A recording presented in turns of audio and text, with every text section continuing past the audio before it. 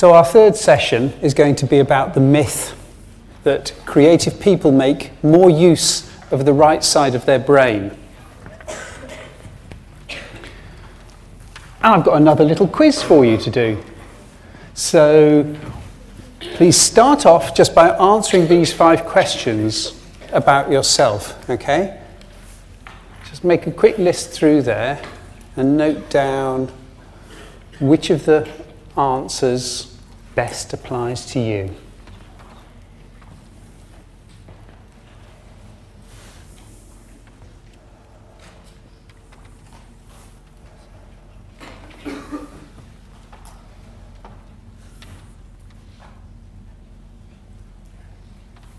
Okay? No? A bit longer?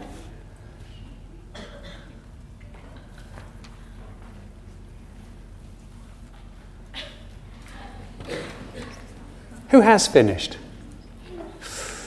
Okay, that's enough. Right, now then, looking at these answers, hands up if you had 4 or more from this column. Okay. And hands up if you had 4 or more from this column.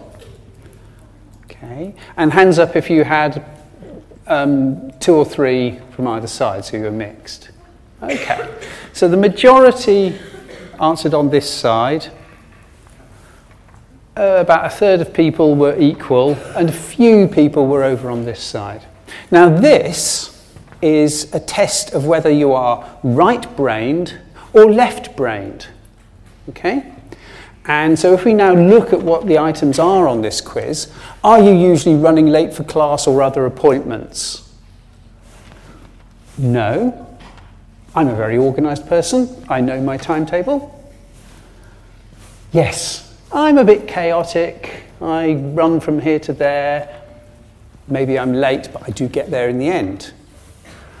Number 2, when taking a test, do you prefer questions to be objective, i.e. like multiple choice tests? Yes.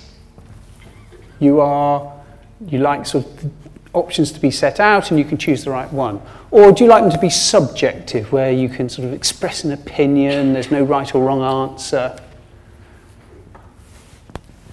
3, when making decisions, do you carefully weigh each option? Again, you'd like to have everything set out for you. You can look at the pros and the cons and make a rational decision. Or do you like to go with your gut feeling? This sounds a bit like that intuition questionnaire we saw in the first lecture. 4, when relating an event to a friend, you tell all the details, set it all out in a narrative order, and then get to the conclusion. Nice structure. Or do you go straight to the main point, give them the gist, and then fill in all those details afterwards? Do you have a place for everything and everything in your place? Yes, you know where everything is. You like to order things rigorously, structurally, thematically. Or no, my room's a tip. Everything's in there. I'm sure I can find it. Just give me a moment. Okay. You can see that there's something, all these ones on the left are to do with liking order, predictability, making the rational choice. These, they're on the left side of the screen. They indicate you use your left brain predominantly. These answers, which are a bit scatty, heuristic, like the gist, you know where things are but you can't find them at the moment, that's on the right-hand side of the screen. They're the right brain choices. Now, we had very few people ticking all 4 or 5 of those. We had most people claiming to be over here on the rational left side, and some a mix. Now, of course, I'm going to tell you this is all nonsense, but this is the sort of test that is put out there to say whether or not you are left-brained or right-brained. And you can see how it fits with the sort of intuition style of thinking that I talked about in lecture 1.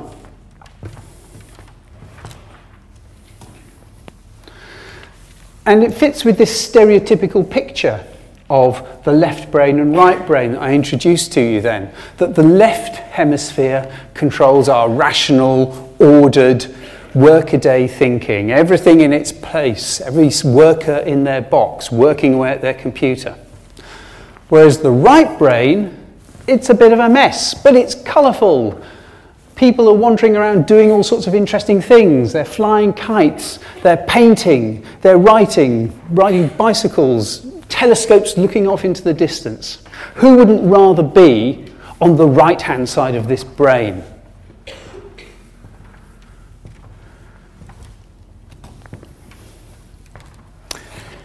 And here it is from a textbook. So here they've actually coloured in the left-hand side of the brain in colour here, whereas the right-hand side's in grey. I think they got the image the wrong way around. But you can see the left brain functions now are analytic thought, logic, language, science and maths. Whereas the right brain functions, holistic thought, intuition, creativity, the topic of the lecture, art and music. So here's a psychology textbook telling us that the right brain does those things and the left brain does these things.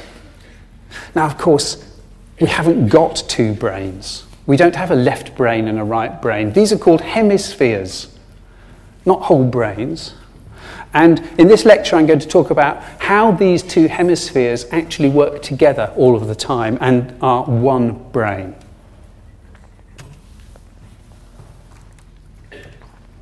But here's another website, one of my trawling through the internet to find websites that capitalize on our false beliefs.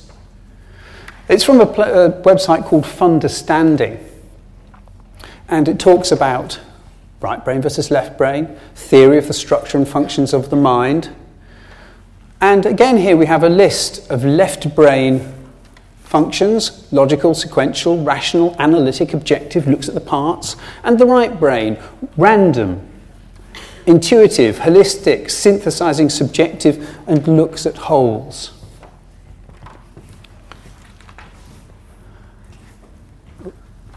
So what I wanted to say about the Funderstanding website was that this is about education. It's about training people. And they're setting themselves out to train people to use the right-hand side of their brain.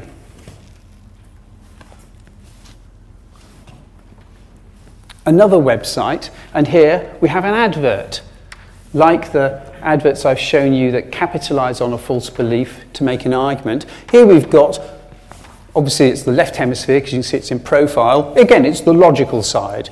And we have the right hemisphere, which is labelled the creative side. But now if you look at the list of functions that are supposed to go with these two hemispheres, the logical one looks a bit odd. We've got a binder, disintegrant, flow aid, self-lubricant.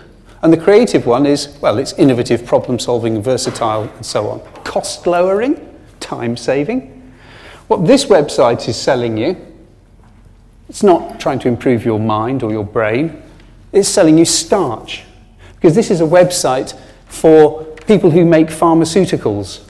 And you have a tiny few micrograms of your active chemical. You've got to put it in a pill. You can't just have a tiny, minuscule, invisible pill. You have to bulk it out into something that people can pick up and swallow. So basically you give them 99.9% starch and a tiny bit of drug. Whose starch do you use? You're going to use starch 1500, aren't you? Because it's the both logical choice and the creative choice. That's actually the text from the advert. Unless you're interested in making drugs, and you don't really need to worry about this, but they're using the knowledge that they accept, that they believe you have about left and right being logical and creative as a marketing gimmick.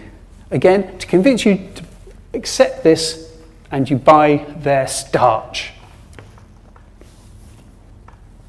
So over the years, I've collected my data from nearly 2,000 people, and I find that more than half of the people I have asked over the years have believed this, that creative people make more use of the right-hand side of their brain. Only 20% on the no side.